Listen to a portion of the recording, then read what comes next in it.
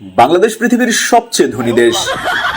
এখানে সরকারি হাসপাতালগুলোতে ডাক্তারের জন্য একজন অ্যাসিস্ট্যান্ট রাখা হয় এবং অ্যাসিস্ট্যান্টের জন্য একজন অ্যাসিস্ট্যান্ট রাখা হয় এবং ইন্টার্নশিপ ডক্টর দিয়ে চিকিৎসা করানো হয়। এখানে স্কুল এবং কলেজগুলোতে ক্লাস টিচারের কাছে প্রাইভেট না পড়লে আপনার জীবন তেজপাতা বানিয়ে দেওয়া হবে। এখানে পয়সা ধার নিয়ে ভুলে যাওয়া এটা সবার অন্যতম একটি গুণ। আপনার কাছ থেকেও যদি কেউ পয়সা ধার নিয়ে থাকে তাহলে ভুলে যান আপনি তার কাছ থেকে টাকা পান। এখানে ছেলে মেয়ে একজন আরেকজনকে জানু, মানুষ, সোনা, জান এসব বলে তাদের যৌবন শেষ করে দেয় আর বিয়ে করে 40 বছর বয়স হলে। এখানে দুজন গরিব মিলে আরো 5 থেকে 7 জন গরিবের জন্ম দেয়। এখানে কেউ একবার পয়সাওয়ালা হলে সুইজারল্যান্ডে ব্যাংক অ্যাকাউন্ট খুলে এবং অবৈধভাবে দেশের টাকা নিয়ে সেখানে জমা রাখে। চিকিৎসা করতে থাইল্যান্ড ও সিঙ্গাপুরে পাড়ি জমায়, শপিং করে থাইল্যান্ড ও দুবাই থেকে, পড়াশোনা করতে ইউরোপ, আমেরিকা এবং কানাডার মতো দেশগুলোতে পাড়ি জমায়, আর ঘুরতে আমেরিকা, কানাডা, অস্ট্রেলিয়ার মতো দেশগুলোতে যায়। আর যখন মৃত্যু ঘনিয়ে আসে তখন বাংলাদেশের কথা মনে পড়ে এবং বাংলাদেশে ফেরত আসে। এখানে সস্তায় বুর্জ খলিফা থেকে শুরু করে আইফেল টাওয়ারও পাওয়া যায়। এখানে সবাই ভাইরাল হতে চায়, সেটা মানুষকে মেরে হোক বা উদ্ভট কোনো কর্মকাণ্ড করে হোক। এখানে কারো বিপদে কেউ এগিয়ে আসে না। এখানে কেউ বিপদে পড়লে বা অ্যাক্সিডেন্ট করলে সবাই দূর থেকে চেয়ে চেয়ে দেখে এবং সেগুলো ভিডিও করে সোশ্যাল মিডিয়ায় ছেড়ে দেয়। এখানে নিজের সমালোচনা বাদ দিয়ে অন্যের সমালোচনায় সবাই সারাদিন ব্যস্ত থাকে। এখানে শ্রমের যথাযথ মূল্য পাওয়া যায় না। এখানে শিক্ষিত মানুষ সম্মান পায় না। এখানে টাকা দিয়ে অসাধ্যকে সাধন করা যায় খুব সহজেই। এখানে মানুষ এক একজন নিজেকে ঈশ্বরচন্দ্র বিদ্যাসাগর মনে করে। এখানে ভিক্ষুকদের ভিক্ষাবৃত্তির আড়ালে রমরমা ব্যবসা চলে। এখানে সবাই বড় হতে চায়, কেউ মানুষ হতে চায় না। এখানে মানুষের কথায় নেই সহানুভূতির গন্ধ। এখানে সবাই লোভী আর খাই খাই স্বভাবের মানুষের বসবাস। এখানে মানুষ সারাদিন আপনাকে কিভাবে ঠকাবে সেটা নিয়ে ব্যস্ত থাকে।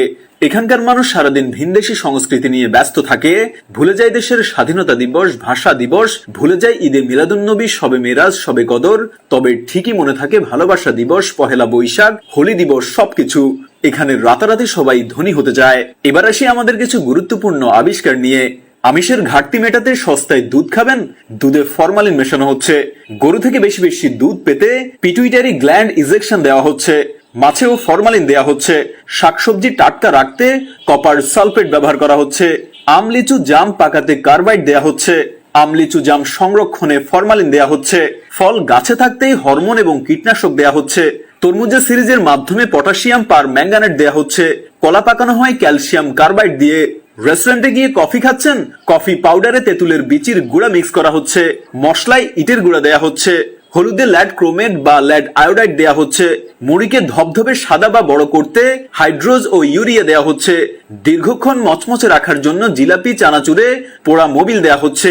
আইসক্রিম, বিস্কুট, সেমাই, নুডলস ও মিষ্টি আকর্ষণীয় করতে কাপড় ও চামড়ায় ব্যবহৃত রং ব্যবহার করা হচ্ছে।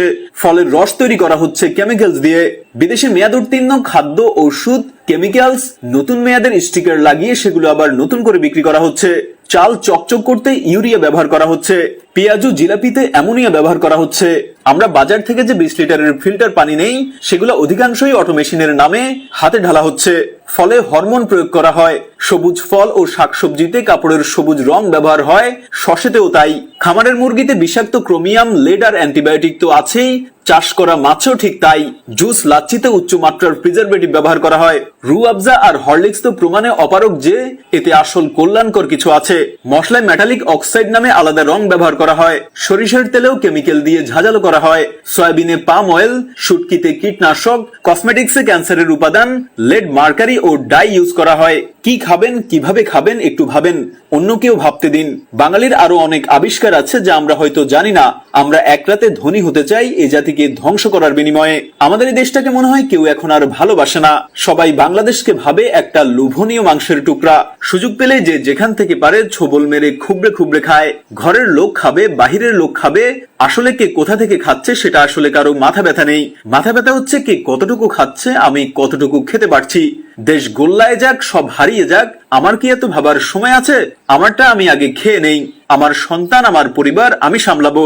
দেশ তো আমার সামলানোর দায়িত্ব না। অন্য সবাই সবটা খেয়ে ফেললে আমি কি খাবো? আমি মনে করি দেশের উন্নয়ন নির্ভর করে সে দেশের জনগণের উপরে। যতক্ষণ পর্যন্ত প্রতিটা নাগরিক দেশ এবং দেশের উন্নয়নকে ব্যক্তি স্বার্থের থেকেও বেশি গুরুত্ব দিবে না ততক্ষণ দেশে উন্নয়ন হবে না। একবার ভেবে দেখেছেন আগামী প্রজন্মের জন্য আমরা কি রেখে যাচ্ছি? দেশকে ভালোবাসা মানুষের জন্মগত প্রবৃত্তি। আমরা এই সম্পর্কে সচেতন না থাকলেও এটা আমাদের হৃদয়ের গভীরে সুপ্ত থাকে। দেশের অপমান, দেশবাসীর দুঃখ দৈন্যে, দেশের দুর্বিষয় পরিস্থিতিতে, দেশকে নিয়ে ষড়যন্ত্র হলে, দেশকে নিয়ে কেউ উপহাস বা কটাক্ষ করলে এই অনুভূতি জেগে ওঠে। সারা পৃথিবীর মায়া, মমতা, স্নেহ সব একত্রিত করলেও যেমন মায়ের অকৃত্রিম স্নেহের সঙ্গে তুলনা করা যায় না, তেমনি সারা পৃথিবীর ঐশ্বর্য, বৈভব ও সৌন্দর্যের সঙ্গে নিজ দেশের কোনো তুলনা হতে পারে না। আমাদের নবী হযরত মুহাম্মদ সাল্লাল্লাহু আলাইহি সাল্লাম বলেছেন, দেশপ্রেম ঈমানেরই অঙ্গ। দেশপ্রেমের মন্ত্রে উজ্জীবিত হয়েই মানুষ তার আপন জীবনকে বিলিয়ে দিতে পারে, মহৎ প্রেরণায় উদ্বুদ্ধ এবং আলিঙ্গন করতে পারে মৃত্যুকে। কবি বলেছেন, তুমি দেশকে যথার্থ ভালোবাসো, তার চরম পরীক্ষা তুমি দেশের জন্য মরতে পারো কিনা। কোথায় যেন পড়েছিলাম, দেশপ্রেম বাইরের কোনো প্রদর্শনীর বস্তু নয়, দেশপ্রেম মানুষের অন্তরে স্থিত ভক্তি শ্রদ্ধায় গড়া। কবিতার কাব্যে, দেশকর্মী তার সমাজ সেবায়, গায়ক তার গানে, শিল্পী তার ছবিতে, বৈজ্ঞানিক তার বিজ্ঞান চর্চায়, শিক্ষক তার একনিষ্ঠ শিক্ষকতায় দেশপ্রেমের পরিচয় প্রদান করতে পারেন। মনীষী ওয়ালেস রাইস বলেছেন, বুদ্ধিজীবীর কাছে তার দেশ ও সেবিকার কাছে তার রোগীর একই ভূমিকা হওয়া উচিত। জাস্ট জার্নালের আমাদের আজকের ভিডিও দেশ এবং দেশের মানুষকে নিয়ে উপহাস এবং আত্মসমালোচনা কেন্দ্রিক হলেও আমরা দেশকে ভালোবাসি এবং আমরা চাই আপনারাও নিজ নিজ জায়গা থেকে দেশকে ভালোবাসুন, দেশের উন্নয়নে কাজ করুন।